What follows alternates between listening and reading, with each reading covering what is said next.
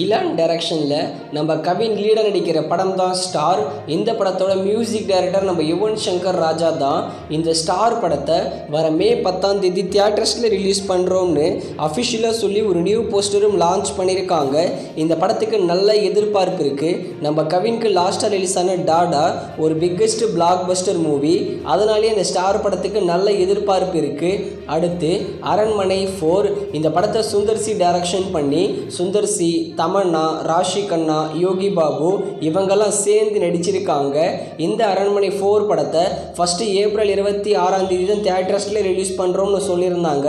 ஆனால் அந்த டேட்டை போஸ்ட்போன் பண்ணி இப்போ மே 3 தள்ளி போயிருக்காங்க. மே 3 இந்த அரண்மனை 4 படத்தை தியேட்டர்ஸில் ரிலீஸ் பண்ண போகிறாங்க, தமிழ் மற்றும் தெலுங்கு லாங்குவேஜில்.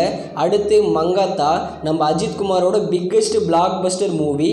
வர மே 1 நம்ம அஜித் குமாருக்கு பர்த்டே. இவர் பர்த்டே ஸ்பெஷலாக மங்காத்தா படத்தை தியேட்டர்ஸில் ரிலீஸ் பண்ண போகிறாங்க. ரீரிலீஸ் மே 1 நம்ம தளபதிக்கு கில்லி நாளைக்கு ஏப்ரல் 20 ரிலீஸ் பண்ணுறாங்க. அதே மாதிரி நம்ம அஜித் குமாருக்கு மங்காத்தா மே 1 ரீரிலீஸ் பண்ணுறாங்க.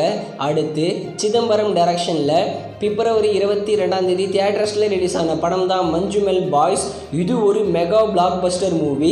கேரள சினிமாவில் 70 கோடியும் தமிழ் சினிமாவில் 60 கோடியும் ஓவர்சீஸில் கிட்டத்தட்ட 70 கோடி கலெக்ஷன் பண்ணி கிட்டத்தட்ட 235 கோடி கிட்ட கலெக்ஷன் பண்ணியிருக்கு மஞ்சுமெல் பாய்ஸ் படம்.